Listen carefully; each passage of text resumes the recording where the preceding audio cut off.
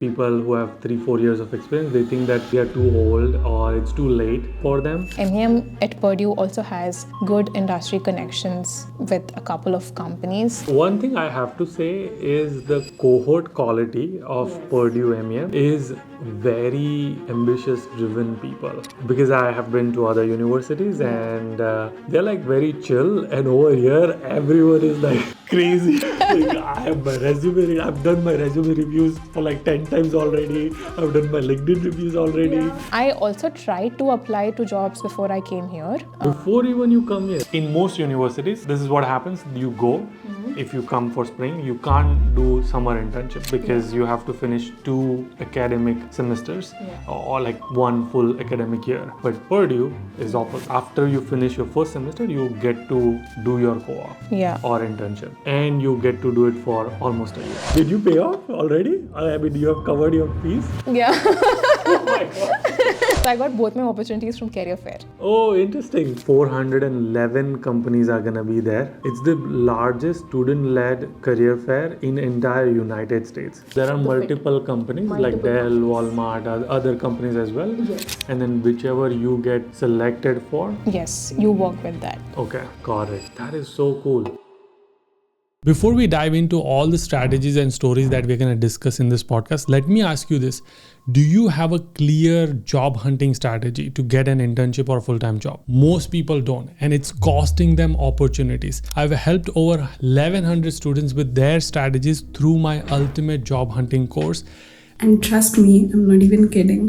I could see so many recruiters viewing my profile. And it's been the best investment I've ever made. The content is incredibly practical, filled with tips and strategies that make you stand out to recruiters. It was one of the best courses that I have done till date. This course covers everything that you need to stand out. You will get ultimate resume course, you will get ultimate LinkedIn course, networking strategy, access to 1,100 plus job seekers for support, and personal support from me through WhatsApp group. I will walk you through every single step that you need with real examples and the tools that will give you an edge. I don't want you to miss any other opportunity to land your next job or an internship, so check the link in the description. And now I will let you enjoy the podcast. Let's start with your intro, because you are already very famous. So you're like a founder and all of that. So where are you from? When did you come to United States? Or what are you doing in United States? And so let's just start there, and then I'll like deep dive. Perfect. So I'm actually from Hyderabad in India. Nice. I've born there, I've studied there, and I've worked there. So I've essentially been there all my life. The first time I moved out of Hyderabad was when I moved for my master's. A funny story, but it's true. So I did my undergrad in electronics and telematics, and I worked for Accenture as a data scientist for 3 years, and then as a product manager for a startup named Forward Safety for a year, and then decided to do my master's at Purdue in engineering management. So moved here in spring 2023. Which is last year. So it's been about 1.5 years so far. And in the last 1.5 year, I also got the chance to do my co-ops at ZF and Amazon Robotics as a part of my program. And I'll be graduating this semester in December. So that's a little about me. Nice. And you have the full-time lined up? Like 5-6 offers? I wish. I wish. I am looking forward to hearing back from the companies where I interned. And I have 1-2 interviews lined up. So I'm looking hopeful, but nothing sure as of yet. Nice. I'm praying for the best. And of course, we're going to talk a lot about MEM, because I think everyone is very curious about this MEM, and it has become like a boom in last 3-4 years. So we should like deep dive in that. Before I go there, internships, co-ops. So you had 2 of them. Correct. What were the roles? Product? At ZF, it was like a technical project/program manager role where I got to handle a couple of projects. And at Amazon Robotics, it's also technical program manager role. But I was doing a little bit of program and product both. Because there's a lot of scope. Usually, I started as a TPM in my current company, and then I also did a lot of product roles. So my boss is like, "You're just doing product management, so let me just change your title to senior product manager." That's how. So totally. And then you work for 3 days. And so how does is the conversion process usually like you just ask them that, hey, I'm done. Are you going to give me full time? Is there another interview process? Like, how does it work? Correct. So, of course, you express interest in coming back to the company after you graduate, probably a couple of weeks before you end your internship / co-op. So for me, in my case at least, the conversations were initiated from my manager, like not in terms of, hey, I have an offer for you, but more in terms of where do you see, more in terms of where do you see yourself, like in which teams do you see yourself? Okay. Because it's an indirect way of like trying to understand what your future goals are. Like what are you because for example, if we take Amazon Robotics, there are a lot of teams there. There are like pure manufacturing teams, there are tech teams, there are process engineering teams, there are like R&D, like research and development teams. So there are a lot of teams internally which are very different from each other. So my manager was curious to know where I would like to be.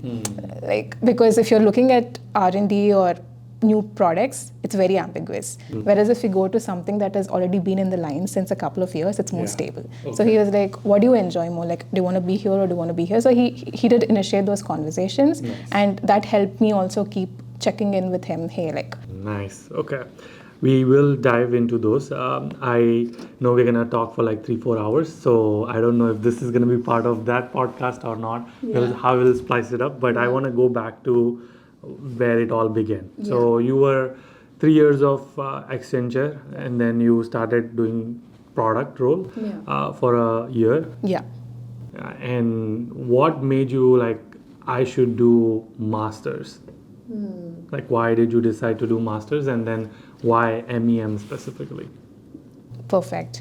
So I mentioned I was working as a product manager after working in a technical role. So I got that perspective of understanding how products were built from 0 to 1, from like 360 degrees perspective. Like I could see it both from an individual contributor perspective and also from somebody who's running or like who's collaborating with different teams to get that output. So when in this process, I just realized that I was somewhere lacking a little bit of business and marketing skills that I need to be a better product manager. And also I wanted a little bit of the global exposure into how product management was in the US, because I know here you get to work on slightly more interesting products / projects. So I thought maybe I will bet on myself and take this chance. I know I already have like 4 years of experience or 4.5 years of experience. Maybe not old, but I've already like seen a little bit of that. But I thought, why not? Let me just jump in because I feel like it will help me a lot. And I want to stop and ask you their old part, because I get a lot of DMs and people who have 3-4 years of experience, they think that like they're too old or it's too late for them. Did you also face that doubt in your mind that, oh, like maybe I'm too late, like people go right after engineering or right after their bachelor's? Did you feel that, or were you like, nah, I'm not too old for this? I didn't feel it until I came to Purdue. Oh, really? Because a lot of students here, or a good number of them, are either like just out of college, or maybe for engineering management it's slightly better, like you'll find more people with experience. But in other branches, generally there are a lot of students who are fresh out of... MEM, I thought like a lot of like 50+%, I think have experience. Correct. Correct. But maybe like a little experience, less experience, like 1 year, 2 years, and I had like 4.5 or something like that. And I felt like, okay, was I too old to do this? And then I realized no, because there is no right age for you to like stop learning. I feel like if you feel like you lack something and you want to learn, then I think you have to go for it. You don't have to worry whether you are 10 years of experience or 20 years or 1 year, it's okay. If you feel like I lack this skill and I think an education, like a formal education would help me, just go for it. And in person, like what I mean by that is like if you're taking an online course, the experience could be slightly different. Yeah. But when you're in campus, that experience is definitely very much Drastically different. different. Yeah. I think I feel like I missed a lot of this back in India in terms of the education that is here, networking, just the kind of peers that are here, and the kind of like how different is the education here, like the assignments or cases. Most of the courses I take, we work on cases. Around, you work on campus. Yes. You like get to run your clubs. And all of those things. Yes. So it's not there. Okay. Yeah. So you figured out you want to do MEM, and then you are coming in spring. Was that decided you want to come in spring, or like was it like spring versus fall kind of thing happened? Correct. By the time I decided I'll do my master's when I was working, it was a little too late for fall. I missed the deadlines for the MEM program across the good colleges. So timeline-wise, when did you start the spring preparation? So the spring, like the deadlines are usually in October, something around that time. Around October. And I started about, I think 8 months before or something like that. Got it. In January that year. So like January was when I decided I'll go for my master's, and that was a little late for fall because everything closes in mid-January. Right. So that was very late. Right. So then I was like, okay, I'll go for spring. And I started my research and GRE and IELTS and all of those things. And I think I was pretty much ready with all my application things by May. May-ish. Okay. Oh, wow. Okay. So you came in January 2023. Correct. And then January 2022 is when you started it. Okay. Yes. So 1 year, at least you would recommend people to spend if they are coming to United States to like on their application. Correct. So the deadline could be a little less than 1 year. So anywhere between 6 to 8 months before your deadline, you're great. Right. Okay. When did you give, do you remember your GRE score? Yes, it's 315. Nice. Okay. Not a great score, I know. But mine was less than yours. So it's good. And then did you have TOEFL, Duolingo? What did you do? I did my IELTS. Okay. And I got an 8.5. 8.5. Nice. Okay. And then what was like your bachelor's GPA? It was 3.5. 3.5. Okay. Yeah. And then 4 years work ex. Correct. So that was your profile. Correct. In timeline wise, when did you give GRE TOEFL? Do you remember? IELTS? IELTS, yes. Everything was by myself. I gave my GRE, I hope I'm not wrong, but it's somewhere in April. Because I remember I took like a 3 months leeway into giving my exam from Jan. So it was somewhere in April when I gave my GRE. And it was after I gave my GRE that I gave my IELTS. And that was just in like 15-20 days of a buffer time. And this is when you were working full time, or did you? Okay. I was working full time. That is why the 3 months. Okay. Yeah. So working full time, gave GRE, good score. Yeah. Now comes the research part of like, I have to apply to at least, how many universities did you apply to? Yeah. So when I was applying for the spring applications, a very sad thing was that a lot of good colleges stopped their MEM intake. So in MEM, I've applied for Purdue and Northeastern. And then because my MEM options were very less, I applied for a few MSBA programs, which is the business analytics. And I applied for University of Michigan, Ann Arbor. That's Michigan State University. And then I applied for University of Massachusetts, Amherst. And then I applied for University of Connecticut. So these were the 5 colleges I applied. Nothing more, nothing less. I know it's a very short portfolio. No, it's good. It's good. I think I applied to 8. 5 is not bad. Yeah. Okay. And so, how many admits did you get? All of them? Yes, but not Northeastern, which is surprising. I know. That is shocking to me. You got 4 admits now. Yeah. Purdue was the obvious choice for you, or like because you wanted to do MEM, or did you contemplate? Yes, Purdue was my first choice. So I really wanted to do MEM. over business analytics. I applied for the BA programs because if I happen to don't get Purdue, then I will do the MSBA program. So that was my process. And thankfully, I did get Purdue, and that was my top option. So I just went ahead with it. And how did you come to the conclusion that I should apply to Purdue? Like, what was your research process? Yeah. Like, did you talk to people or like MEM online, like universities for MEM and Purdue popped up? How did you find Purdue? Like, yes. So my main goal was to do the program in like any of the top 10 universities that is good for that program, right? So even when I was doing for MSBA, the colleges I chose were maybe not in the top 10, but they were good colleges and they had like good alumni base and they had good ROI.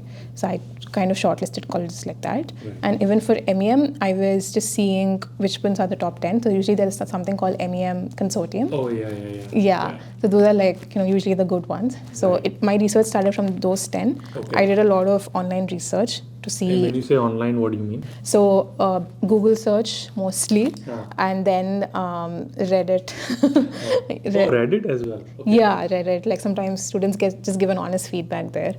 So Reddit, Google search. And so in terms of speaking to alumni, I think I spoke to alumni more after my application process. Okay. Once you decided, I want to go. Yes. So because I think initially I didn't speak to a lot of people because I was doing a lot of secondary research, like just online, just seeing. So I was like, I'll apply to all the 10 colleges and then whatever I get, I'll decide. But then I had to shortlist, like I have to cut down on colleges because they were not taking spring intake. And then I only had like 3 options, USC, Purdue and Northeastern, and among those, Purdue was like a good option according to me. Yeah. And that's why I applied for Purdue and that was my top priority. Nice. Well, I know Purdue, Purdue has this interesting application process. I guess all the MEM or most MEM has this process now, interview process, where it's not just you apply with your standard application things, but you also have an interview. So I want to first talk about the application, SOPs and LORs. If you were to give a crash course of like 3 to 5 minutes, how to write SOP, what did you do, and like how would you recommend someone who's watching it? Like if they want to get into Purdue, assuming they want to come to Purdue, here's how I approached it, like you approached it, and here's like your recommendation to craft SOP like that. Got it. So I think your step 1 is to write down what makes you different. Like it could be any experience. For me, at least in my perspective, what added to my advantage was A, my work experience, B, my extracurriculars, because colleges see that a lot, and then C, hopefully my writing skills. That is how I put that forward. So, writing skill as in? Like just the essay writing skills in terms of like how can I best describe these situations and keep the person whoever that is reading, how can I keep them interested in my profile. So I thought these 3 added to my advantage. And my main idea behind writing my SOP was just quickly touching upon all of these concepts, which I'll go into detail afterwards, but on like, if I have to put it in a short way, just touching on these concepts and like just saying them that why I'm very passionate about this degree and where do I see going after it. Okay. So just giving that futuristic perspective on who what am I, why I'm passionate about this, and how this university will help me with that goal, and after I achieve this goal, where do I see myself going? Correct. Okay, got it. But let's say I start a Google Doc. It's like, oh, it's blank. Like, what do I type? Like, how do I start? So what's like recommendation? Like, what to start with? Is this brain dumping all the things? Yeah, I think so, because I feel like SOP is not a one-day thing, Right. So you have to like constantly work on it Iterate for a over couple, it. iterate over it, get feedback, from anybody who's either in that college or somebody who's been through that process. So I reached that out. means people now can reach out to you. Yeah. Yeah. So I reached out to a couple of them. Usually the turnover rate is slightly less. Like you reach out to like 20 people, 2-3 of them. One or two, Yeah. So I've gotten feedback on my SOP from people at Cornell and then 1-2 people at Purdue.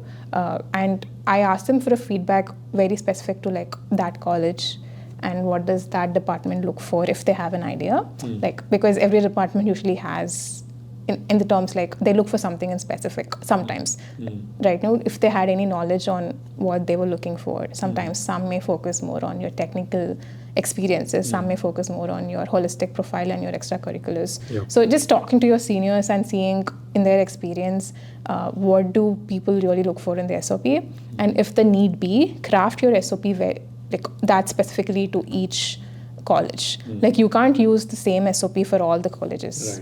You always have to work on each in a very different way and make sure that it weaves into the story, right? So I just made sure that all my experiences and extracurricular passions and also what I want to do, like I was mentioning, is very clear in that. And another tip that I got from my seniors is like be specific on what you want to do after your degree. Like initially I wrote like product manager. They were like, don't say just product management, say like where in product management, like which industry, which role. Oh, that's specific. Yes. Yeah. Like say like, because everybody says product management, but you have to say like what is really interesting to you, because even in a product manager or a program manager, exactly. So there are different roles. And just say them that you're interested in one thing, like even if you don't pursue it later, right now you have a vision that you see yourself there. Like you want to work in, let's say for example, sustainability as a program manager, you want to work in tech as a more like firmware, like be specific, as specific as you can about how your previous skills, your degree will help you in reaching that point. And I think that will help you a lot. Nice. Okay, so how many paragraphs did you write? Like 6, 7? So the word limit is usually like 1,200 words for Purdue.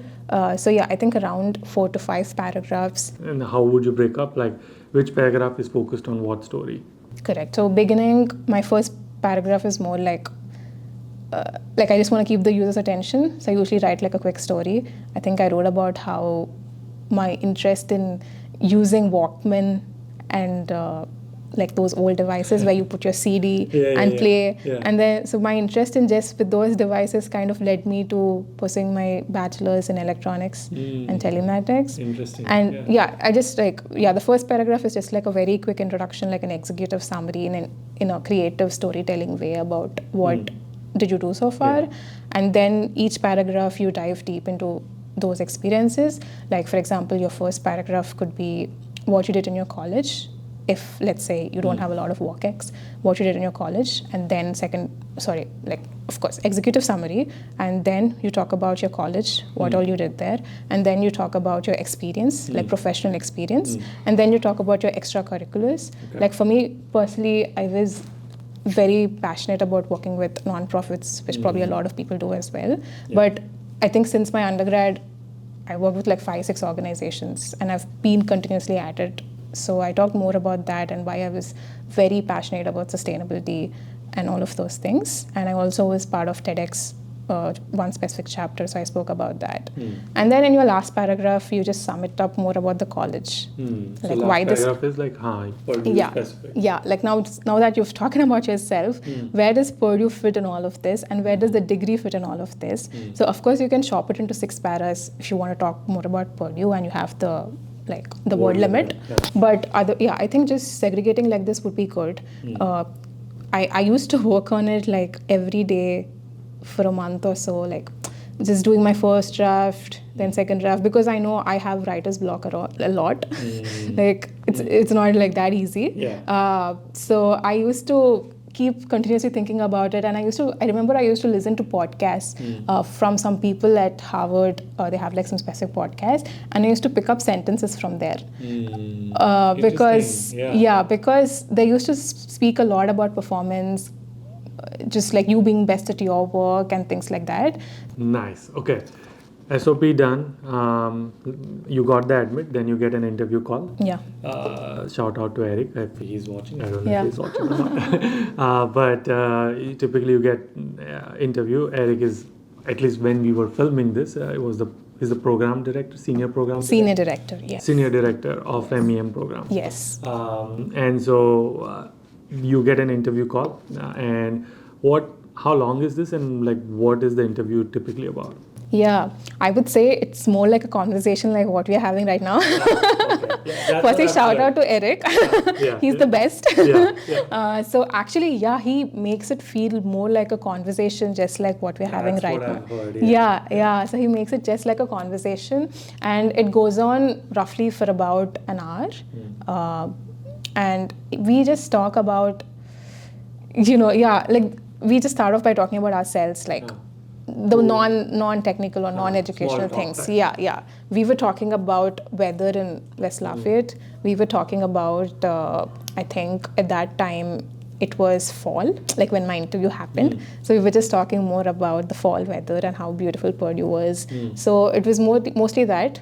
Not mostly, but like a couple of minutes in the beginning. And then we just spoke about our passion, like my passion and why I want to do this degree and where do I find the value in that. So like I mentioned, I was trying to showcase why I wanted to do this and where it would help me in achieving to a goal X. And that's it. It was a very informal conversation. I think if you've written all of this in your SOP, the interview is just like an extension to that, and you don't need to worry or prep. Did you like look at some courses and quoted some courses? Like, I'm gonna I like these courses and all of that. Okay. Yes. Is that does show that you've taken an extra step to even research further? Absolutely. If whether for the SOP or for the interview, you have to always again do your research on what the college is good at. Like I think I also saw how the weather, like the very minute details about West Lafayette. Like before my interview, I just did like a quick research on how West Lafayette is, how is the culture there and all of this. So starting from there to the college to what kind of courses you will be taking. I think our program has like a specific course called Social Innovation, and it's like a business, social innovation business. So what we do there is we work on a project who are in the social sector. So actually Eric drives this course. So I asked him a lot about it, and I also asked about a few other courses. Nice. Okay. Interview done, got the admit, visa interview. How was it? Like, was it pretty much like Purdue University, congratulations, or was there some grilling happening? Yeah, the first option. I prepped. So my visa interview was in Mumbai, so I had to travel there. And I prepped a lot as joined all different groups that we usually find on Telegram and WhatsApp. And people post their experiences, like how it was. So kind of went through all that, prepped myself, was like teeny bit scared. But then I went to the officer and he just asked me what course I was going for and what did I do in my undergrad. And then he gave me the slip. It was just 2 questions. No fun, money, no nothing. Nothing. And for a moment I was scared. Like I got confused. Okay, did I... there are 2 slips. One is like the good one. And there's for a second, I was just very dumbstruck. I'm like, that's it. I prepped a lot. Please ask me something. There's one more question.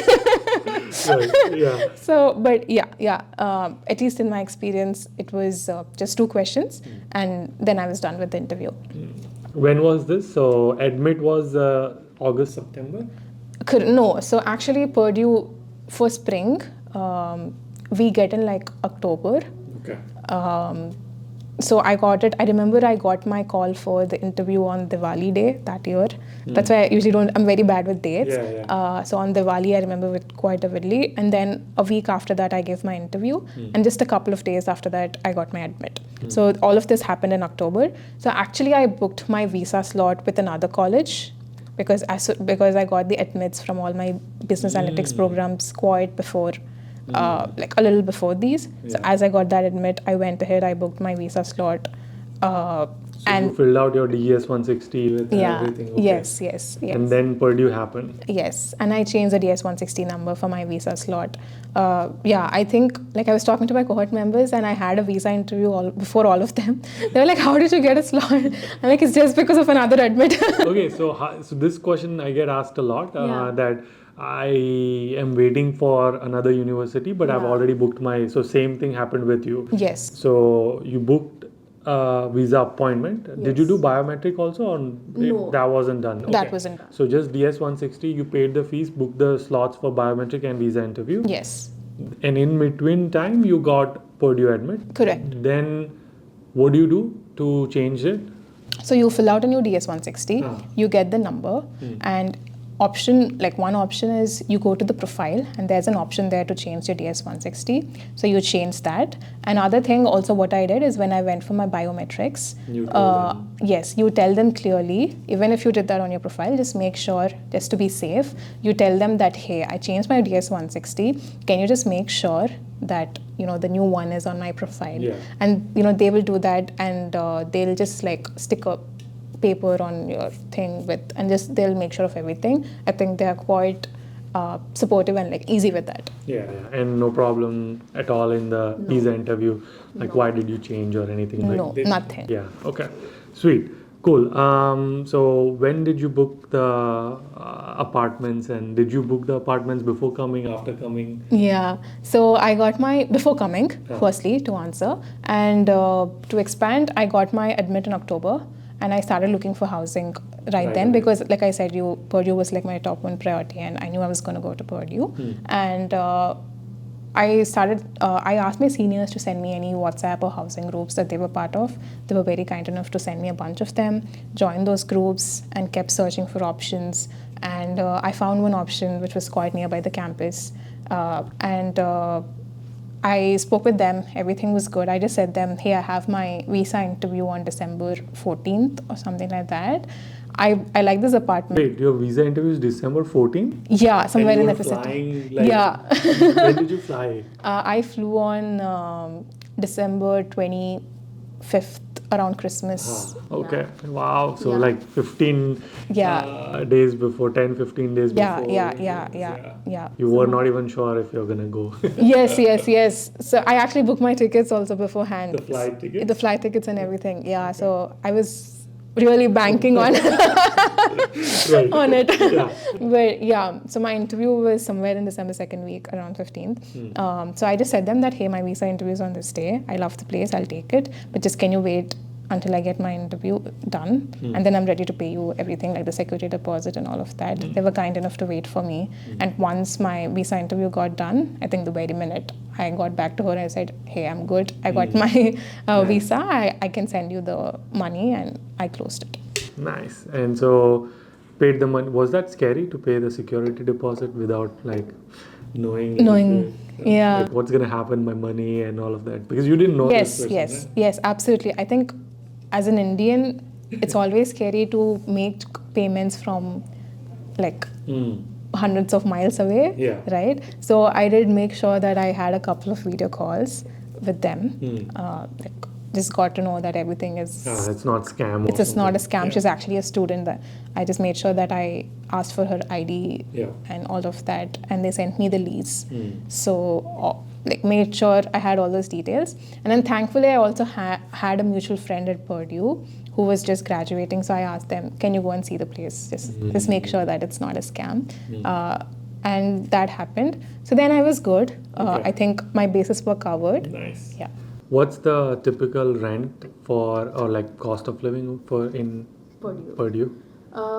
It would range anywhere between 400 to 600 for your own bedroom.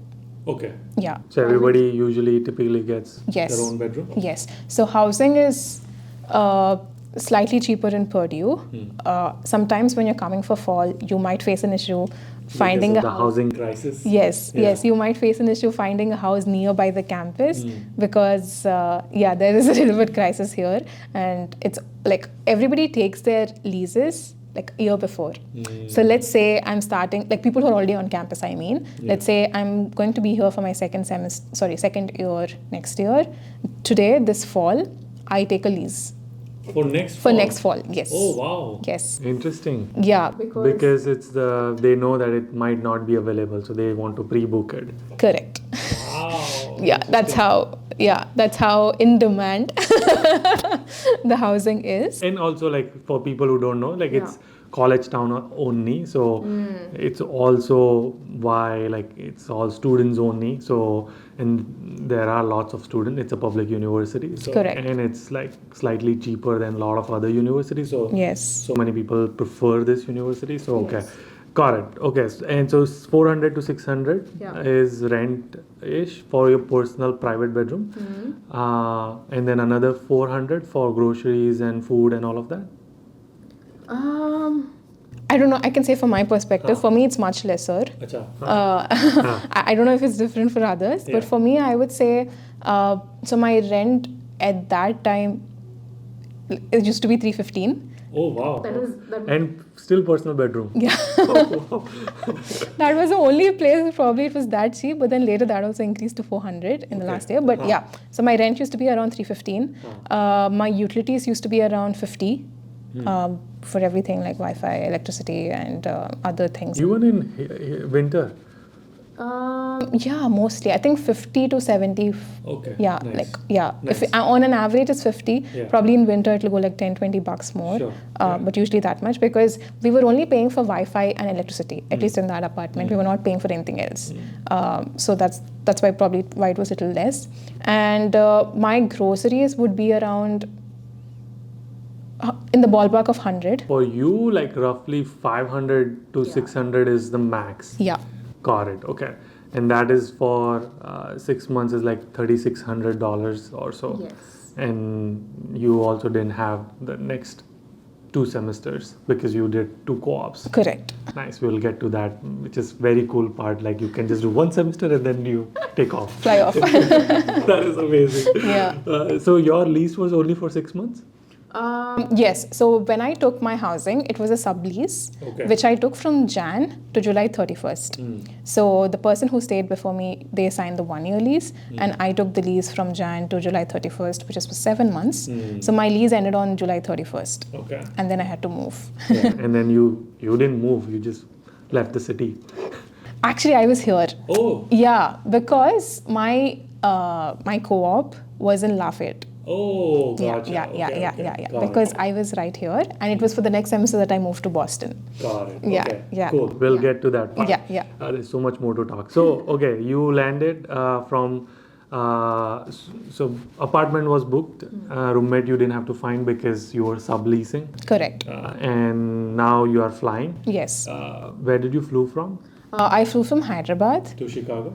Actually, I flew to New Jersey because I was visiting my aunt first. So I flew, like I said, around Christmas time, and my college was starting on Jan 10th. So I flew there first, and I stayed there for around 10 days, and I flew to Purdue just 1 day before my orientation, which in retrospective might not have been the best thing to do. Probably I should have come like a week before my orientation. But yes, that's what I did. A university starts. Now is very interesting. This is where like fall we are filming. University just started. I'm here and I'm actually getting to see people what they are actually doing, and everyone is like. One thing I have to say is the cohort quality of Purdue MEM is very ambitious, driven people. Because I have been to other universities and they're like very chill, and over here everyone is like like crazy. Like, I have my resume. I've done my resume reviews for like 10 times already. I've done my LinkedIn reviews already. Yeah. It's like I'm like, when did you come? It's like 2 weeks ago, and they're like already done. They're preparing for interviews, and they're like. So was that for you also like that? Yeah. I'm part of the same. Okay. But yes, we did prep. Sorry, I'll let you finish your question. So my question to you is, why is that like so strong emphasis on like preparing you? Is it coming from the department, or is it just because everyone around you is doing this and you feel like I'm missing out on this, like I should be doing something? So like what's the psychology behind it? Because I don't see this with a lot of other universities. Correct. I would say from a generalist perspective, it's a little bit of both.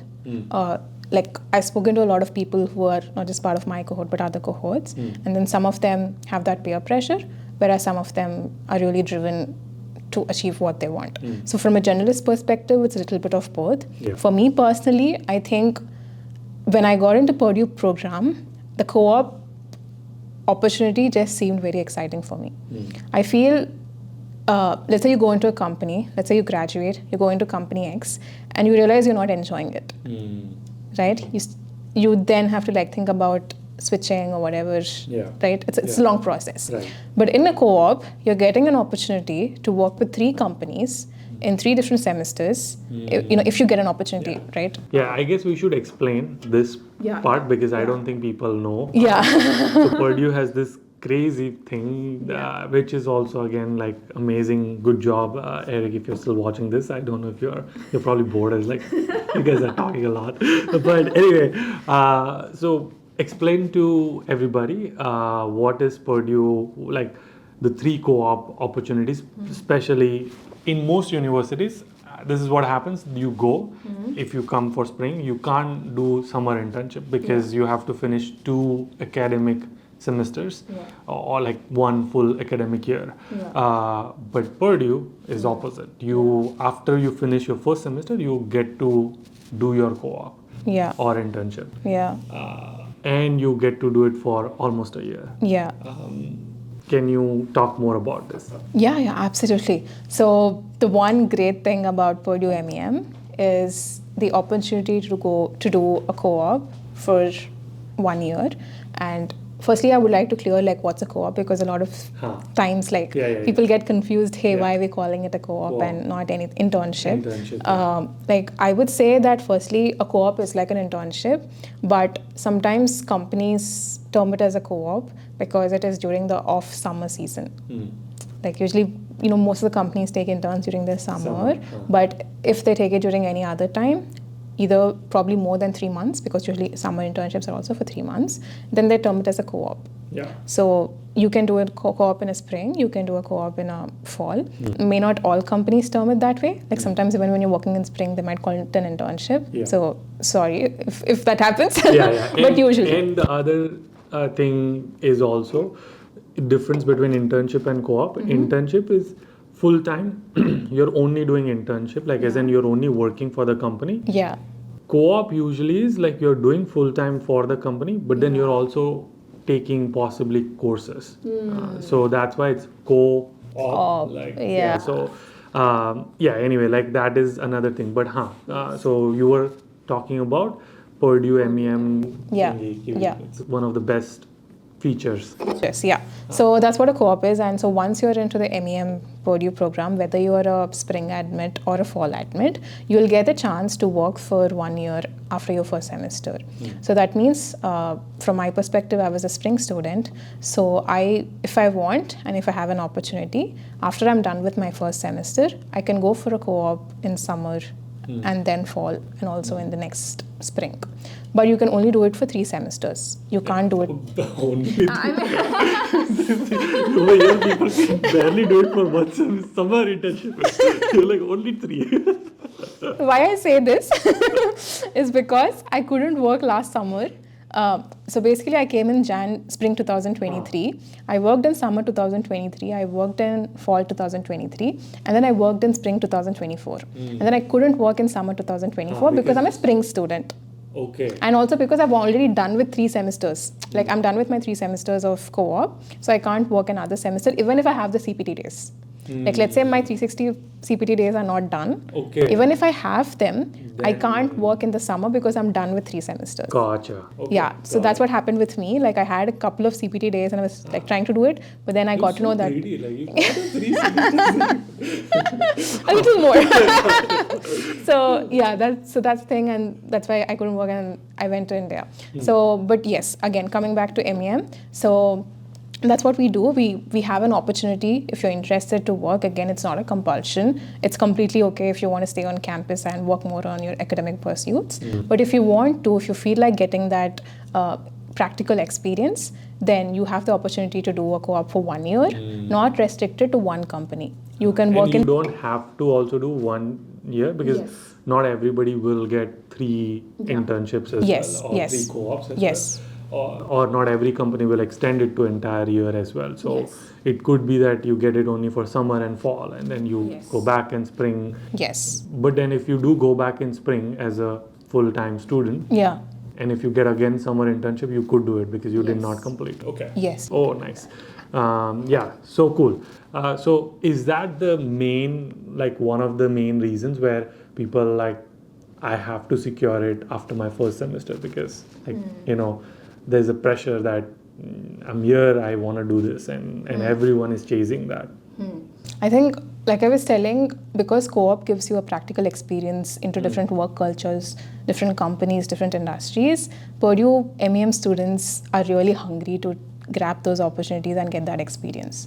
At least personally for me, I wanted to see how was it working as a program or a product manager in different industries and see what I'm liking the most, right? So that I can decide where I want to do my full time.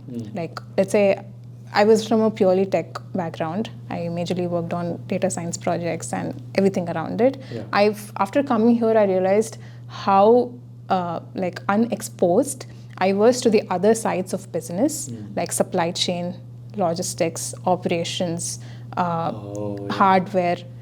I was really like we only thought of software as the main thing.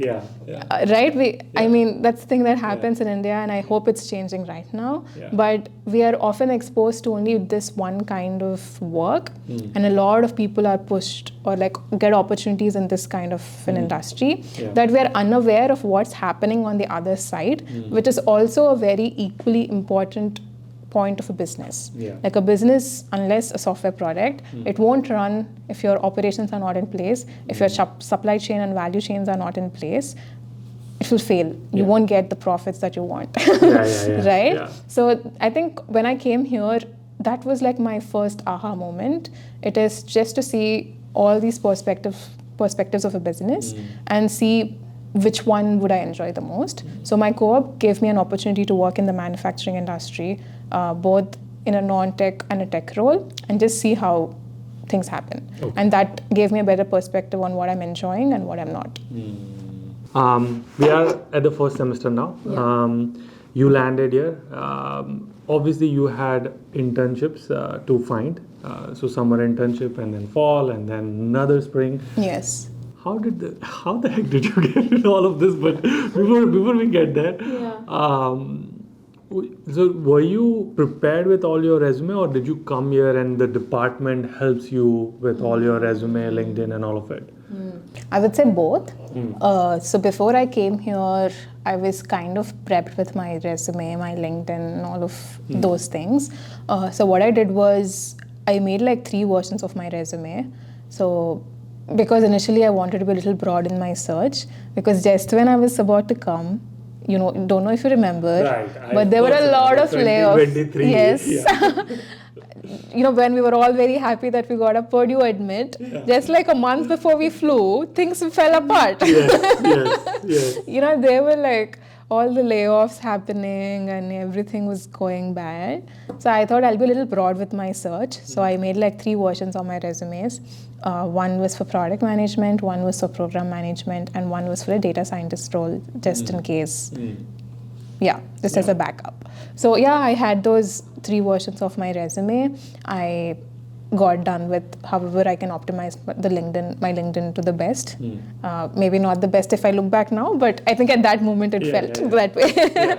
So yeah, I was done with that. And I also tried to apply to jobs before I came here. Before even you come here? Yeah. Wow. Because so when I got my initial admit, I came across this tool called Handshake. This is actually even before I got my Purdue admit, through another college admit that I got, the Handshake tool. And it was just really interesting and easy to apply there. Like once you create a profile, then you just click apply. Yeah. So then I did the same with Purdue also. I used to just upload my resume. The only one caveat or catch I had there was I didn't have a phone number. So you can't put. Yeah. So even if you get a call, where are they gonna call? Exactly. So then I realized that. After a few applications in which I didn't mention my number, I realized, oh wait, where are they going to reach me if they want to? And then I felt like, okay, I think I should just take a beat.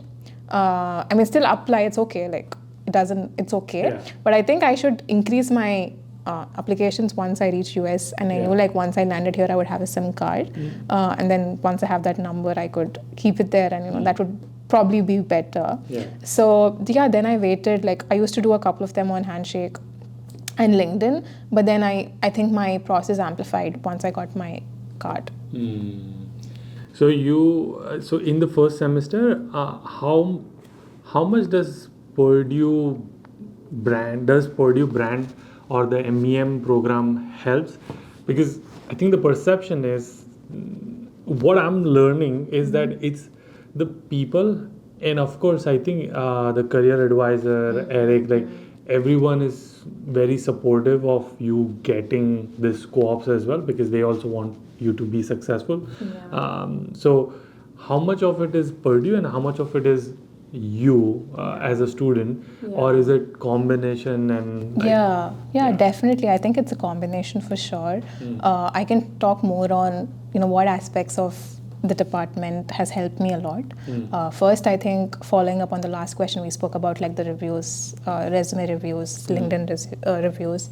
So we book some time with our advisors. We have one, when I came initially, the career advisor Katie was not there yet. So she came a little after I came, but there's also Karen, who's our academic advisor. So we can book time with either of them for a quick resume review or a quick, even for mock interview if you want, and also for LinkedIn review. So, I used to go ahead, book slots with them so that I can just have a perspective on, how things are here. Because, when you're new, you're very new, to the US, so you just want to make sure that, does my resume look good?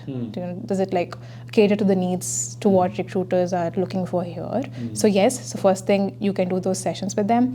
And second, I think MEM at Purdue also has good industry connections with a couple of companies. There are a good number of companies who reach out to the department for resumes and for candidates. There's a direct, almost like a tie-up, we will, if you have students, we will consider them first. They will at least look at our resume, even if you select, it's different if you get selected or not, but at least they'll look at our resume, and it's like a direct referral opportunity with few of the companies. So I think they, Eric, Karen and Katie, they're always working to increase this base. And they're doing this on behalf of us, right? They're constantly working to kind of increase our industry connections, to help us find the best workplaces out there, to make sure we're comfortable in our workplaces. They're not just sending us out there, but they're also making sure that we are good where we are working. We are not stressed out, or we are not burnt out, or we're not getting a bad treatment. So they always constantly check in with us to see. Even when you're doing co-op. Yeah. Oh, they, nice. So even if we have an issue, it's very easy to reach out to them and say hey, I'm facing this at my workplace. Can I have a chat with you? I think they'll do that on priority. So I think they are there to always give you that support. So that's my number 2 points. The first one was, of course, all the reviews. The second one was helping us get more industry connections and being there for us whenever we need a support. And third is, we were talking about the Purdue brand name. So Purdue brand, initially before I came to Purdue, if you do if you did your research on Purdue, like they say that it's more famous or more known for mechanical, industrial, and all of those companies. But I would say that it's still not the same. I feel there is equal opportunity for everybody. Maybe. Yeah, I mean, I met with like few people, and there were so many. I mean, there are so many PMs out of Purdue. So I was like, why is the brand so much focused on industrial and construction and mechanical, and not the tech side of it? But now I feel, hopefully, people after watching this will realize, like, okay, it's not just this thing, Yeah, it says that Purdue is really famous for those streams, and there are a good number of students who are like in that stream, but that doesn't mean that they're not like the others are not there and they're not able to grab opportunities. So what I've seen is, yes, our batch is very diverse. There are a good number of people from the other side of background, like supply chain operations and all that, who will probably go into those kind of companies more. But there are also people from this background, and maybe like in the last 1.5 years, the path has been a little difficult because of the external factors like layoffs and hiring freezes and all of those things. Like all of us have found it tough. Like, I'll be honest, I don't want to sugarcoat it. So have I. So have a lot of my peers who are from tech background and who have been trying to break into like tech industry. We've found it tough. But I think that doesn't mean, it doesn't mean that you can't get into it. Like, I still know people who've gotten into it. I still know a lot of seniors who've gotten into tech. So I think the myth is not true, but at the same time, like, let's say for my example, there were a lot of external factors. So I did find it tough, but I think it's more of because of those external factors and less of the Purdue name itself. Because if you go to like, there are a lot of students from CS. I think the CS course here is like very good. It's the best. Probably you can talk to more of CS students. A lot of them like go into all the big tech companies, and it's an equal opportunity for us as well, even from MEM, just considering the external factors. Yeah. Okay. And so, what I understand, I've done some research and stalking of you. You were taking courses in the first semester. You also founded the product club. So you were doing a lot of stuff for product management club. And you were working on campus. And you were finding internships. So did you sleep at all? No. Sleep, old friend. So how did you, what did your day look like? Yeah, but jokes apart, I did sleep. So I'm a firm believer that I need my sleep. Like at least like a couple of hours, I can't function without it. But yes, so coming to the thing, like you said, a lot of MEM students do different things, like they take courses. They take about anywhere between 9 to 12 credits, which is roughly 3 to 4 courses in a semester. And then a couple of them end up doing part-time on campus. And then they have to do the co-op search, which starts either way before you come here or as soon as you come here. So that's how MEM students like experience is. But I think a lot of people in it do it because they want to. Right? Because like they want to achieve a certain factor X. They want to get that experience. They want to learn whatever is in that course. So I think it's driven by that curiosity and passion that they won't find it tough and they don't complain and they do it all. But it must be hard. Like, it's not easy. It's not easy, but I feel like it gave you that adrenaline rush. Yeah. I think if you, at least I can speak for myself, and probably I'm speaking for a couple of others as well, I think it's just a lot of managing your time properly and being consistent. Can you walk me through like your day? What a typical day would look like where you are doing all of this? Yeah, like I can give you like a quick week overview, usually how I do it. Okay. Like usually, we have all our classes. We are taking like 4 courses usually in a semester, or 3 to 4 courses. So you have those times blocked out. Usually the classes are for 1.5 hours each, so you can say like 3 hours per week, okay? 3 hours per week. So that means 12 hours in a week go for your classes in a week. And then probably a couple of more hours go for the assignments, like 12 hours or a little more, go for the assignments. So 24 hours is gone. It's gone. Yeah, it's done. And then what you have to do is your part-time. I used to do it for 10 hours, a couple of them. What was your part-time? I used to work at a restaurant called Walk-Ons. So Walk-Ons is in Purdue Memorial Union, and it is like, it's the only restaurant in that place which is like a seating style restaurant. Everything is like takeaway in most of the other booths. So I used to work as a server. Wow. Yeah. Waitress. Yeah, as a server. waitress, as a server. Yeah, So I nice. used to work for 10 hours. Was that like different for like you? Yeah. After working in tech and Yeah, then doing yeah. like server, was it interesting experience? What did you like? What anything like when you first started? Yeah. You feel like what the heck? Like what am I doing? No, I think it's definitely a very humbling and different experience because you get to be in the shoes of a person probably, or of a role which you have never taken up before, right? So actually, when I initially came in Jan, I didn't work for the first month, and then I started working after a month. Probably that was a blessing in disguise because our career fair happens like in the first month, and I was like very busy with everything I had to do with the career fair. So, and I started after a month. So after that, I started working, and I realized that it's a very good way to let things go. Like you will often under a little bit of stress. Maybe little is being me too optimistic, but but you're under stress with a lot of things. And part-time is a place where I used to go and just not think about anything. So it was a de-stressor for you. Yeah. I used to like just go there, hang out with my fellow students, and if I had any free time, I used to read articles, or if let's say I had a paper that I had to read for a course, I used to do that in between time.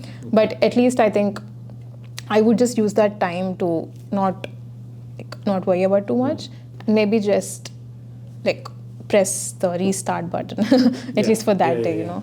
So 10 hours you were working, and what's the typical pay range for that type of job? Yes, so at Purdue you'll be paid anywhere between 12.5 to 15. Oh wow. And if it's a TA, then it's 25.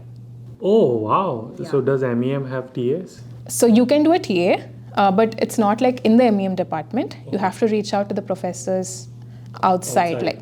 Because MEM is like a it's a collaboration between College of Engineering and Business School. So we are not like one department, like You're a shared resources. Yes. So we don't come under like one technical department, but we end up taking our courses from whichever technical department we want. So you can reach out to the professors and ask them. So do you know of people who have gotten TAs? Yes, I did get one in my I didn't get one in the first semester. I got it recently in summer. But in my first semester, I do know two of my cohort members who got a TA. And that was with something called a data mine. And it's not under the business school. So yeah, I think it's like it's more of a project manager role, but you have to handle a project for that department. I do know two of my cohort members who work there. And is it pretty much similar to other universities where you do get TA and then your tuition fees get waived off, or is it just stipend? Just hourly pay. Hourly pay. Okay. So because MEM is a professional master's program, you are not eligible for any assistantships. Like even if you get one with any department, you can't do it. How much does it cost for tuition fees for MEM?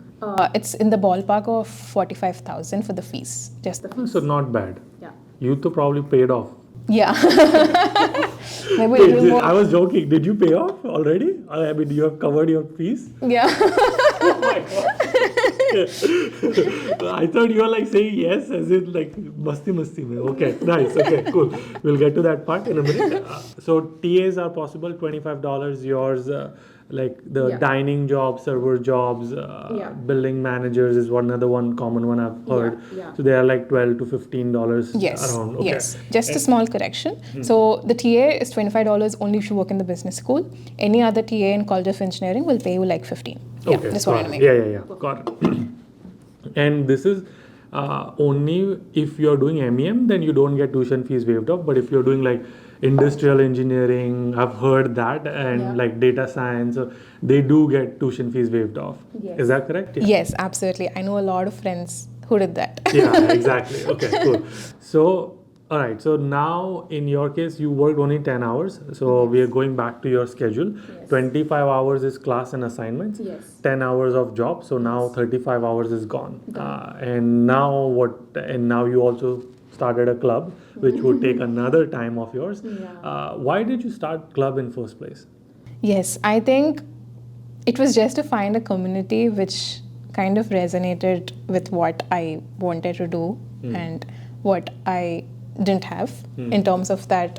And sorry, for people who I just thought of like, I know what is club and I don't know if people Oh, know. yes. So what are student clubs on like university campus? Yes, absolutely. I think firstly Purdue has a lot of clubs. There are a lot of clubs, but mostly everything is undergrad.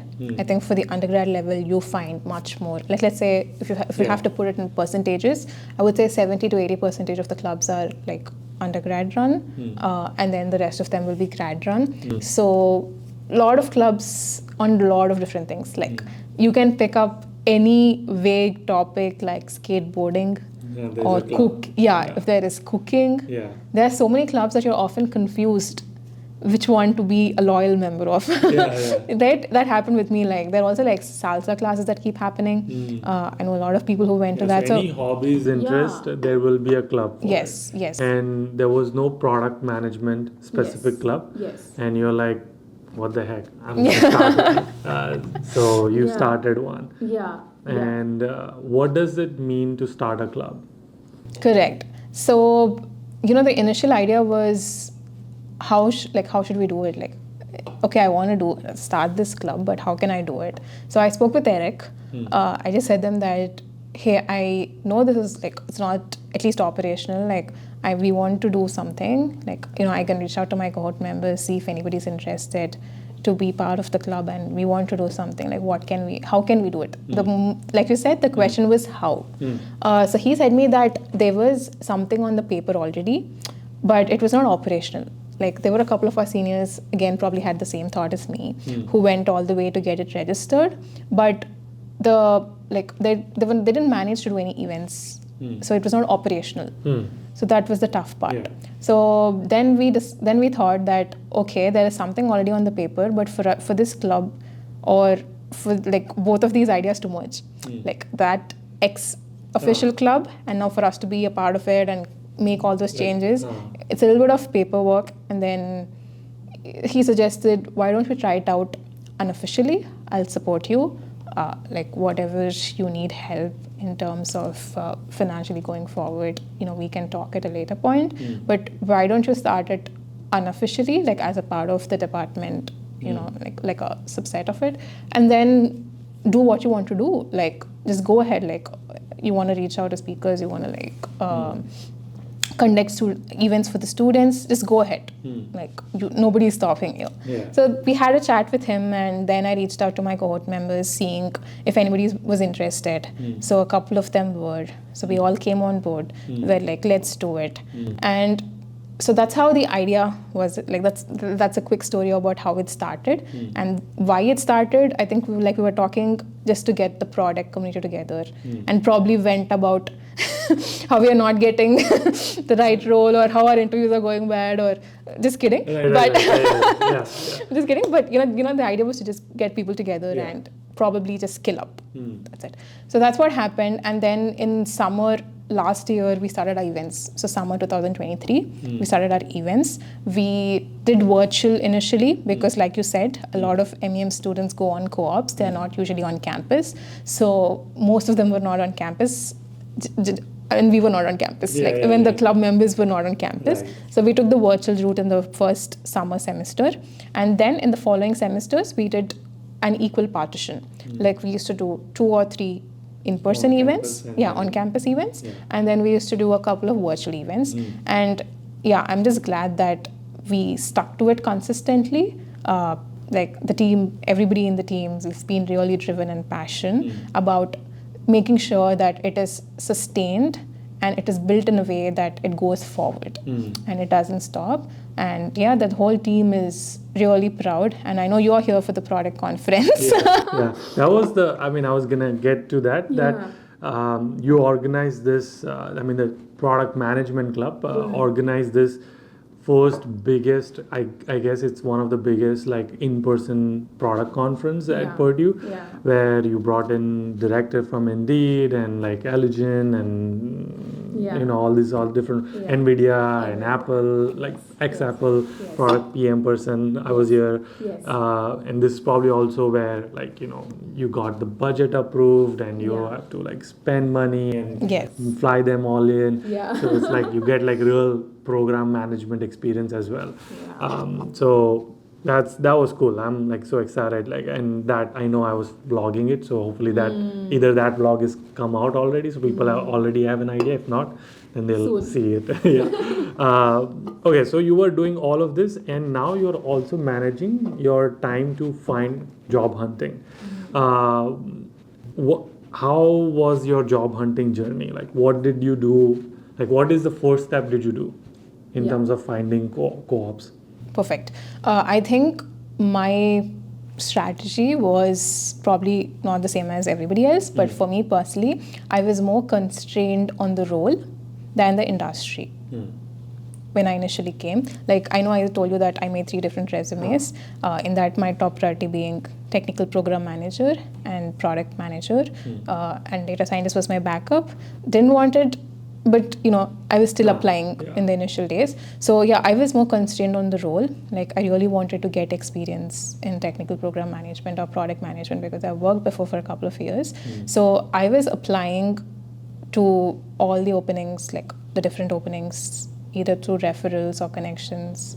Probably I'll talk a little more. This is as soon as you landed. As soon as you landed, I'm assuming step 1 is get the resume together, get it reviewed, LinkedIn, get it reviewed. And now, do you have like list of companies you are applying to, or is it, I don't care about the companies, here are the 3 roles that I'm most interested, I'm gonna filter them on them and just apply? So my applications and my reviews were happening parallel. Like let's say if we talk the resume reviews and LinkedIn reviews, like I didn't want it to wait because somebody like a senior gave me an advice that don't wait for your perfect resume because it'll be sometimes too late. And here the trick is to apply early. Right? So that was like one thing clear, which I got advice from my seniors. So my application and my reviews were happening parallelly. Like I didn't wait for each of it for the other. So my, like you, and your second part of the question was like either if you had like a priority number of companies or you just applied for everything. I would say that I did have a priority for which I focused more on, but I also applied for everything.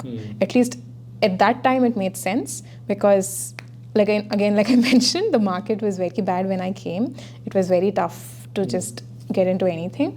So I had like 5 or 6 companies that I felt would be a good match for me based on my previous background. And when I say this is that I come from a background where I worked on software development and data science, and I have that skill set, but only few companies catered to that skill set or were hiring for that skill set. So, and also another part is that I wanted to get experience in other industries. I wanted to see if I'm enjoying it or no, like this is not for me. So I believe more in understanding what you don't like. That is my like one philosophy I learned over the years. When I was a student and I said that I used to work for a lot of non-profits or like outside organizations, I used to take up like different roles. And for example, I realized that sales is not for me in terms of like, it's not my strength. I can still do it, but it's not my strength and it's not something that I'm enjoying more. So like I keep cutting down things I kept cutting down things which is not my skill set. Like I can do it, but it's not my best and I'm not enjoying it. So now I land, I have my resume like in whichever form, and I start applying for companies. There are like a priority of 5 or 6 for which I make extra efforts. That is in terms of editing the resume for that specific role. And like because often the job responsibilities keep changing for everything. So I edit that according, like for the keywords and all of that. So for the priority, I do that. For the rest of the companies, I apply with my general template, which I have. And that's how my search was. And then I also had my career fair, which also helped me a lot. How much networking played a role? Did you do networking at all? Or was it pretty much cold application? So again, this is completely my journey. For me, I had 3 different buckets. Of course, the first was cold applying. The second was networking, like LinkedIn networking and asking, hey, do you have any openings for this? And then the third was career fair. So these were my 3 streams of finding opportunities. So first, cold applying, I used to apply. I tried getting referrals for whatever roles as much as I can, but I did make sure that if I don't get a referral in 4 to 5 days, or even less sometimes if it's like really important for me, like let's say if it's a role that I really want, if I don't get it in 2 days, I apply. I don't wait for it.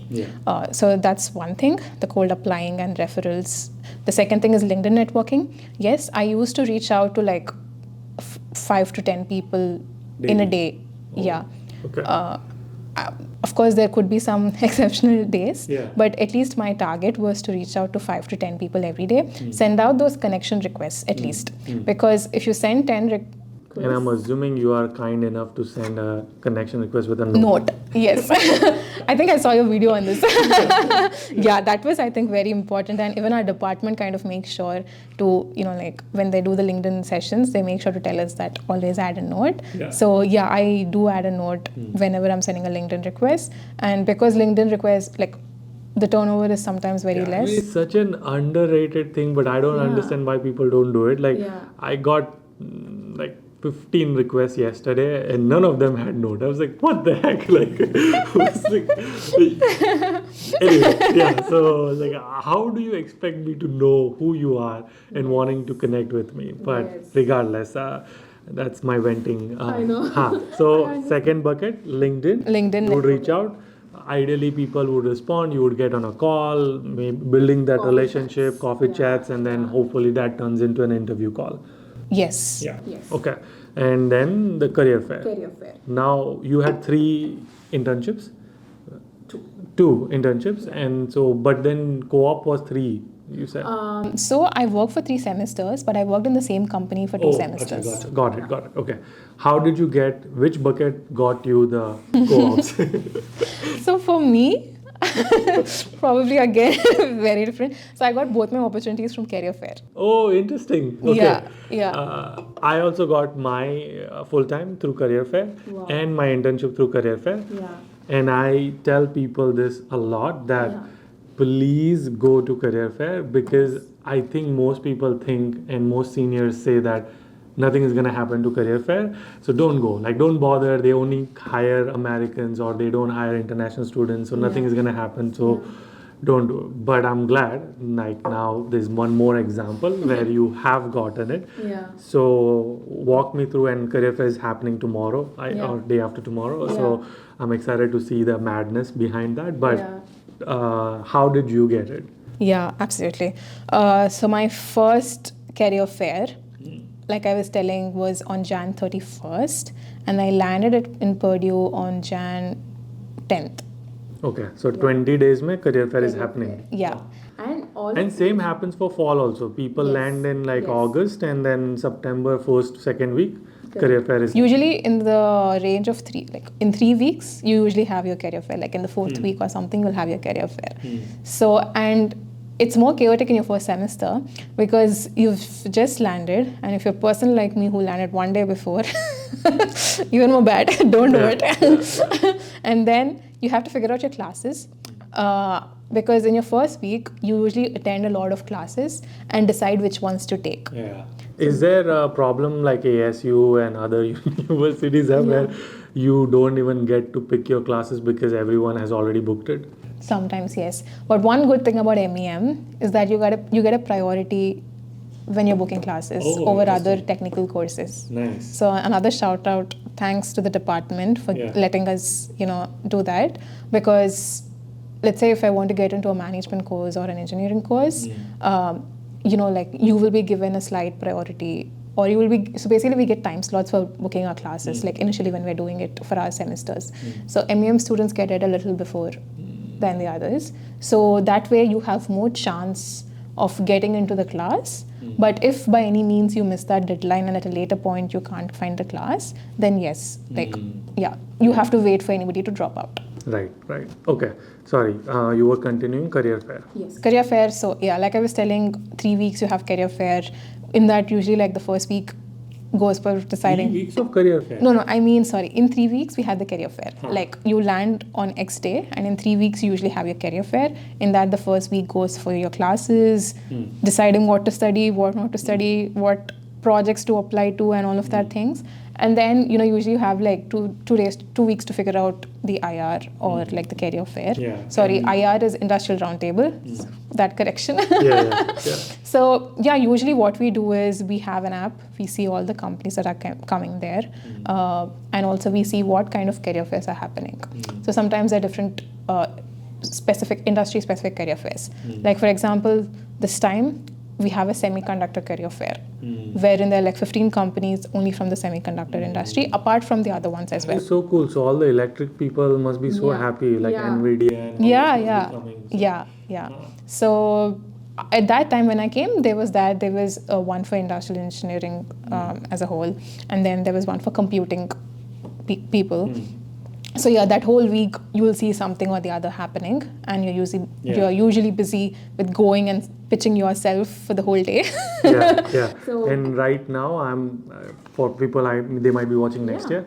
This is August 2024 and September 2024, and tomorrow or day after tomorrow is like the Industrial Roundtable Career Fair, and I've heard this. I have not heard this. This is true that 411 companies are gonna be there.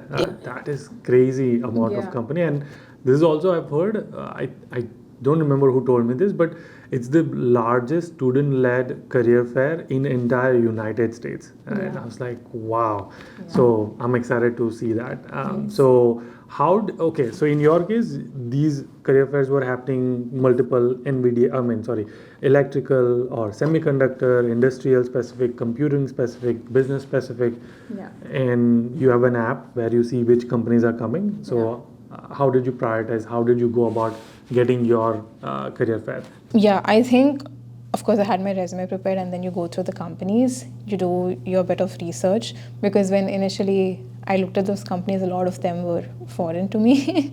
Like, I didn't know, again, because I was very unaware of the companies around me.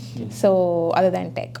And then, so another thing that also comes into play is the sponsorship, just to see which companies do, which companies don't. So here what we usually do is, even if a company says in that app, like, when you have that filter and it says that it doesn't sponsor, if you see online that they have roles which are immigration friendly, then do go ahead and talk to them. Like, don't refrain yourselves from going and talk to them. So essentially what I did was, I saw the companies that were coming for the career fair, and I saw what kind of open roles did they have? Did anything match with what I'm looking for? Like, did they have any program or product management related roles? And if yes, I used to quickly save all of them to my LinkedIn or your LinkedIn database, or otherwise just your phone database. And then when I went there to speak with them, they were not there to hire for those roles. So usually a lot of companies that come to Purdue, they won't immediately give you interview for at least program or product management kind of roles. So there are some exceptions, like it happened with me in my first semester, but I've also seen later that it's not that often, like maybe a few do, but a lot don't do. So there what happens is that option A, first I'll talk about my experience and then we can talk about the rest. So last year in my first semester when I went for the career fair, there was this company called ZF. It is a manufacturing part maker company. So one of my seniors worked there, was already doing her co-op there as a technical project manager. So I knew that they take people. So since I know that they'll take people, I did my bit of research and I went and spoke with them. And they gave out a couple of interviews for the next day to not just me, but also other students from MEM. And we had to go through that interview process. And then after a week or so, they let us know that I got selected. So that was how my experience with that role was. And what did you go and talk? I think your elevator pitch is always a work in progress. So this happened on my second day of career fair. On my first day of career fair, I think on my first elevator pitch, I was very bad, even though I practiced it because it was my first career fair at my first an elevator pitch? So an elevator pitch is you introducing yourself in 30 to 60 seconds and still sounding interesting to the to the person in front of you.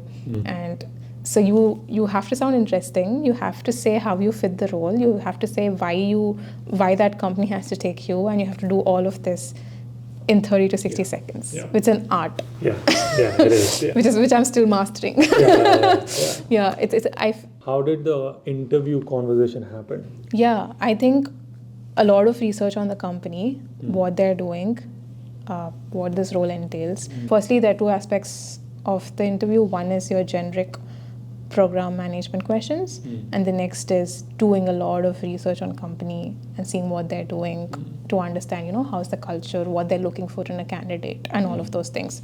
So first, I watched a couple of YouTube videos to see what kind of questions are usually asked in these kind of interviews. I practiced them. I prepared my answers. And another wonderful suggestion I got from one of my seniors is to prepare your story bank for Amazon's 16 leadership principles. So if you don't know Amazon, I think it's cut down to 14 now. So Amazon has a bunch of leadership principles. If you prepare your story bank for those ones, I think you're pretty much good with your behavioral and situational questions. You're ready to answer whatever question they throw at you. So that's one thing I did, which really helped me in the other interviews also. So they asked me a good number of questions on Scrum management. And this is on campus? So this interview happened online. They were on campus for the career fair, but the interview slots, they gave a virtual one for the next day. But there are also a lot of other companies that give you in-person slots. For example, another company I interviewed with, they had, so how it happens is there's a big hall in there. So on the first day, the career fair happens, and then the next day, that it's all changed for interviews. Oh, interesting. Yeah, so they put up these small booths. So again, probably a lot of work for the students who run the club. But they put up these small booths with covered cloths and all of that. And then they give us a time slot, and we walk in at that time slot and give our interview and go back. Wow, okay. And then, sorry, I'm going to ask you one more time. You went to ZF booth. You did your elevator pitch. Yeah. How, what after elevator pitch convinced them that they should give you an interview call? Because not everybody got it. Yeah. I think it's just talking a lot about, not a lot, of course you can't talk a lot, you're just telling them how you would add value to their company based on your previous experience.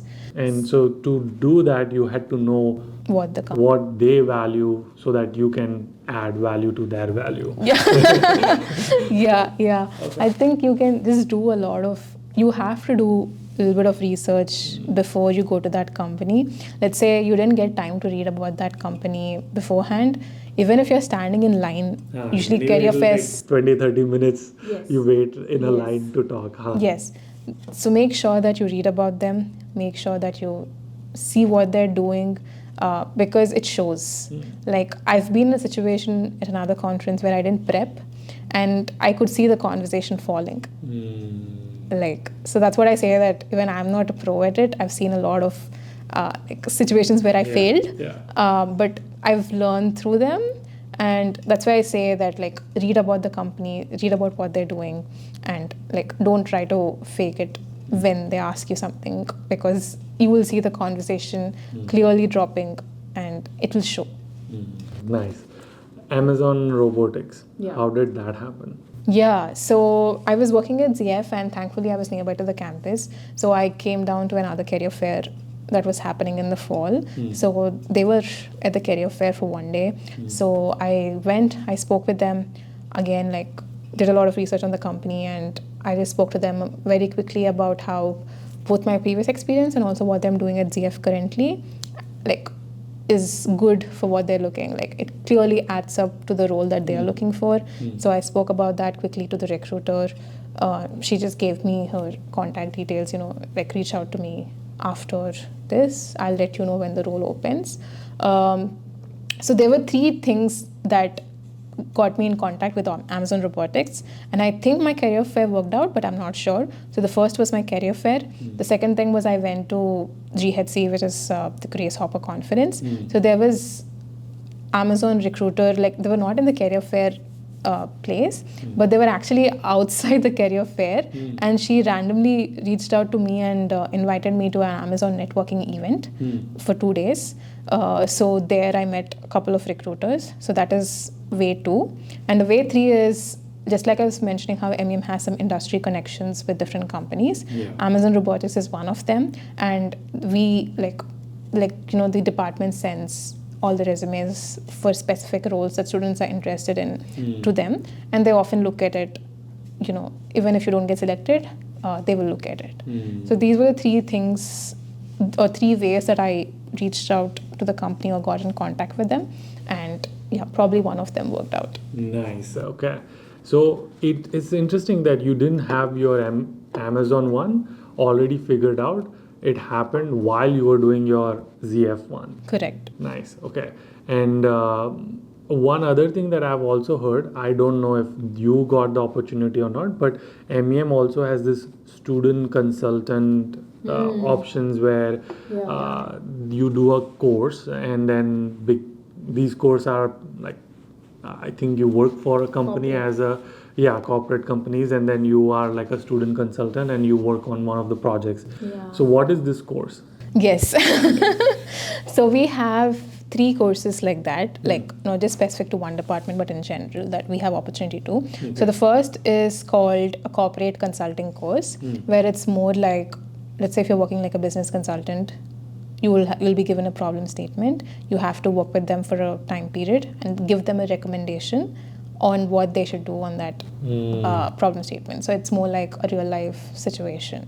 The second thing is the data mine, like I was talking about. So there you also partner with a corporate company, but it's more for a data science project.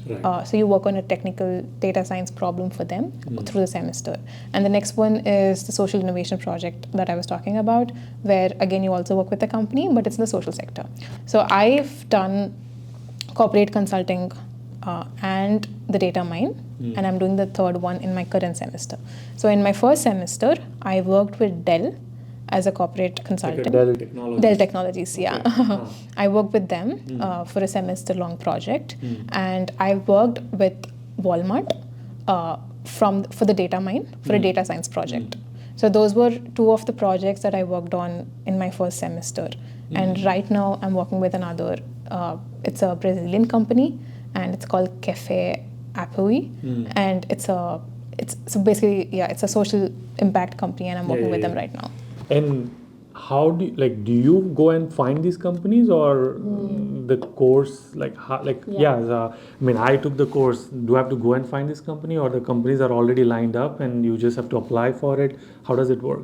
Yeah, I think we have, for each of these courses, the professors are so great, and everybody who's working in that is so great that they get the companies. So you don't have to find Walmart, Dell. No. They have already lined up. And so does everybody who takes this course get Dell, or only certain students get Dell? Correct. So the professors find the companies and they open an application process for these courses. So these open up anywhere between 1 to 3 weeks before the classes start. So for me it was 2-3 weeks. I heard recently it was 1 week. So anywhere in this bandwidth, and the applications open. Everybody applies. I think when I applied there were 200 students or something. And then from these, people will be placed into each project based on. Okay, so there are multiple companies like Dell, Walmart, other companies as well. Yes. And then whichever you get selected for. Yes, you work with that. Okay, got it. That is so cool. So you had Dell, Walmart, Amazon Robotics, ZF, all of this on your resume, and now you're looking for full time. I mean, you should get it. I hope so. We talked about fees being paid off.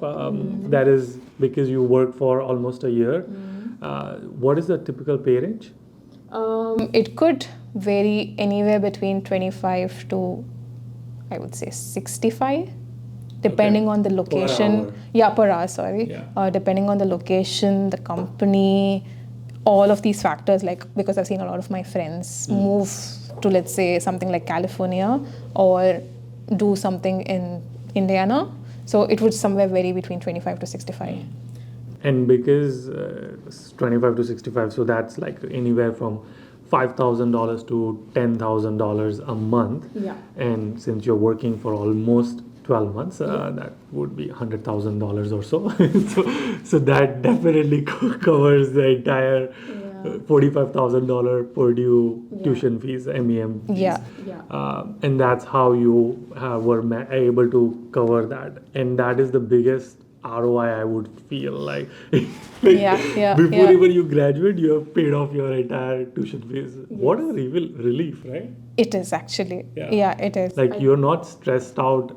I'm assuming this, that you're, even though, yes, you still have to find a job and, do all of that thing. But I feel not having to worry about how am I going to pay this $50,000 loan is like such a relief. And your job search, in a way, it impacts and you are more productive because you are not so much worried about it. Would you agree?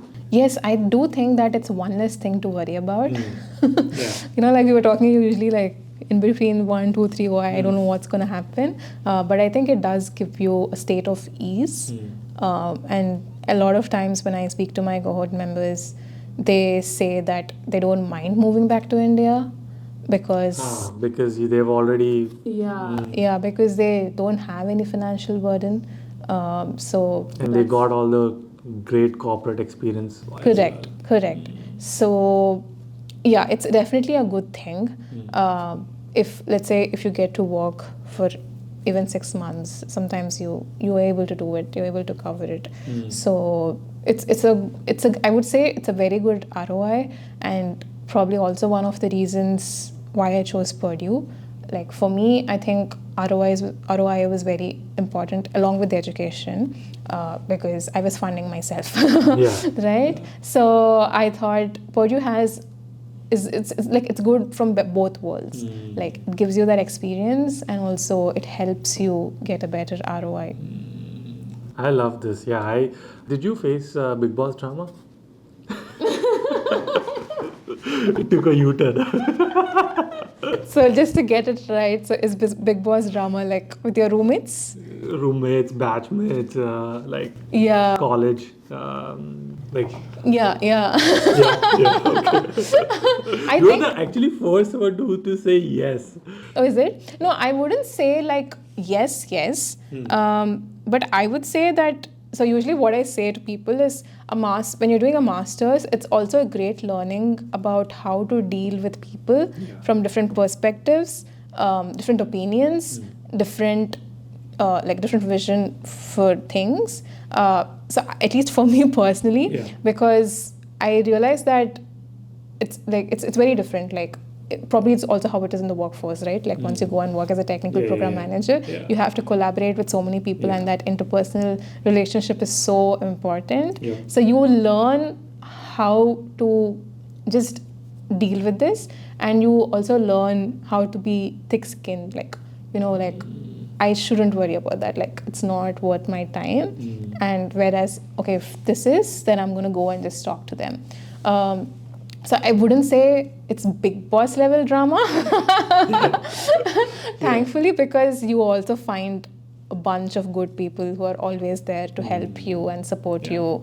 Like the reason I asked this question is like, I don't want to paint a rosy picture. Oh yes, that's true. Like there are good times, and you will find your own people out of like the entire batch, and some you'll vibe with, and you'll that'll make your experience better, and then some you just now there is going to be situation.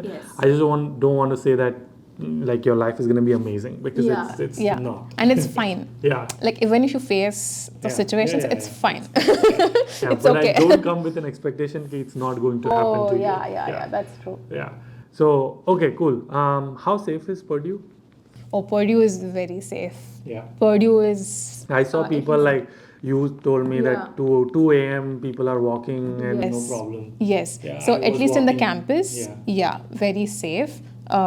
but still, we still try to take some measures. But otherwise, also, I think it's very safe. Like if I'm just walking from campus to my home, I sometimes, if it's late, if we're doing assignments, and if it gets late past 11 p.m., we walk home, and it's very safe in the vicinity of 1 mile around the campus.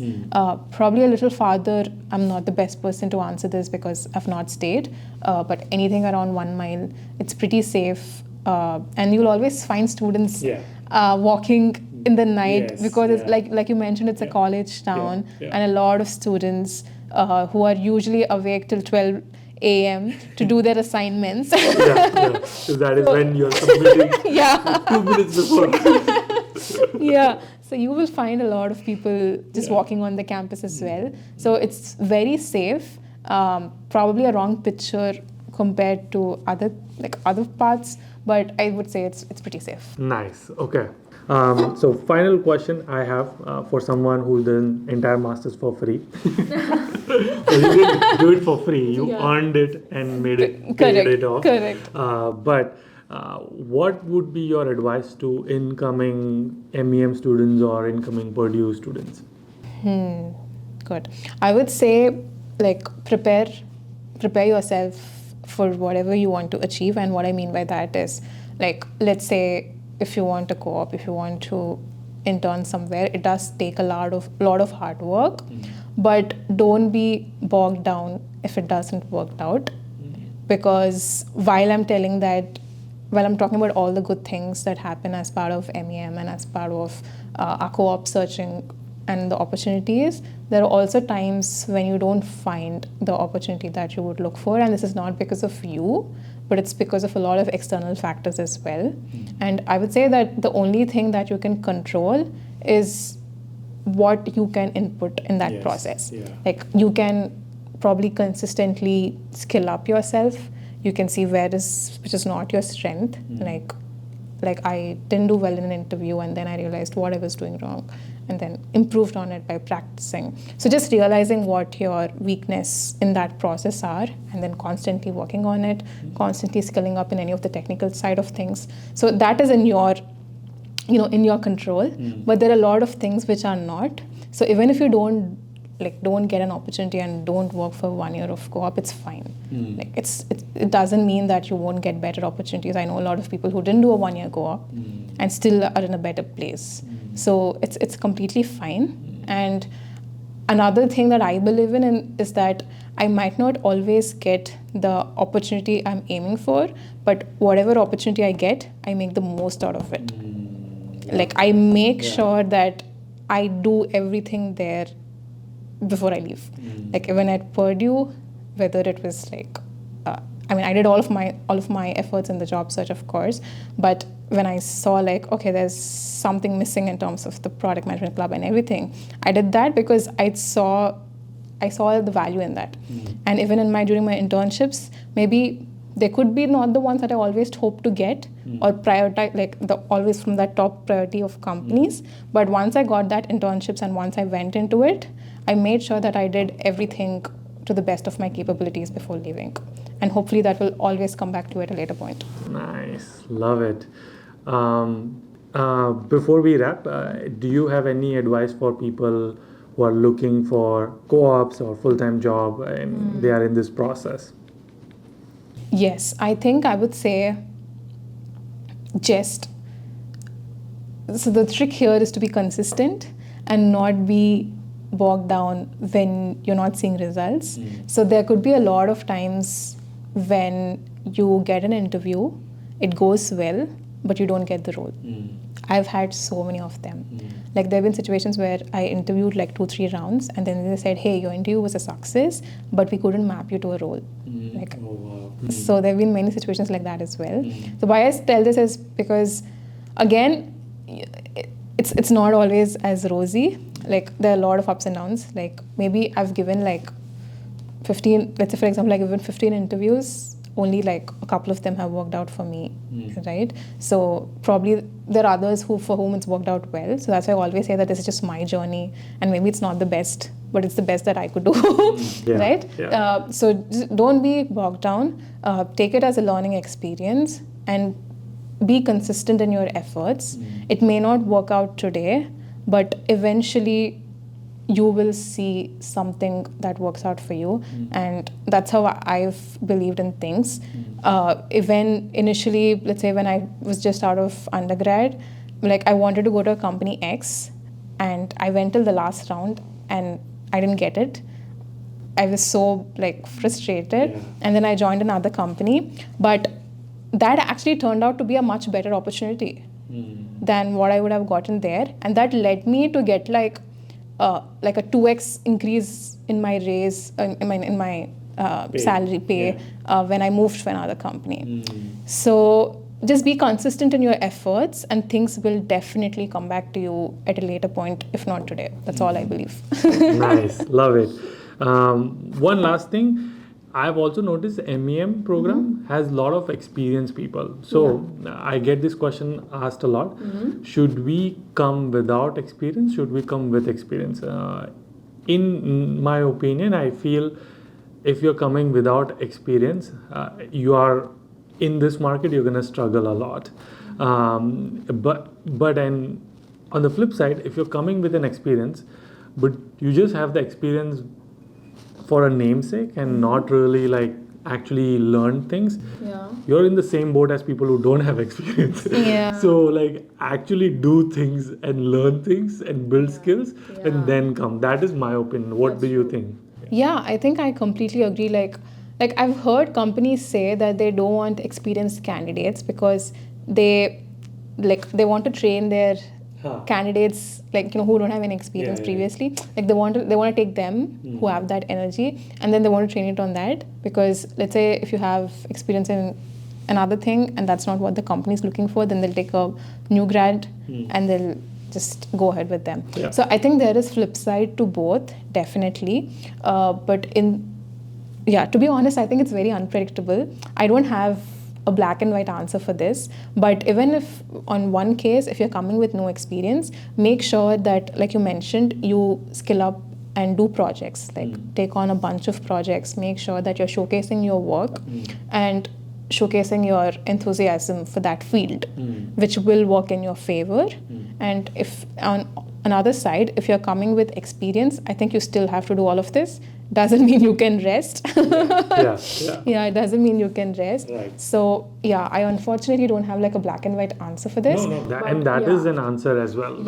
It's not that if you have an experience, things will be easy. And opposite is also true. If you don't have an experience, it's not like extremely hard. If you work hard, you will get it. So All right, thank you, Tanvi. I know we spoke for like 2 hours or more maybe, and I know we're gonna film like campus tour and all of that, but this was amazing. Thank you for also inviting me to Co-Product Conference and making it like super special for me. But until our next one. Keep smiling and keep hustling. Yes.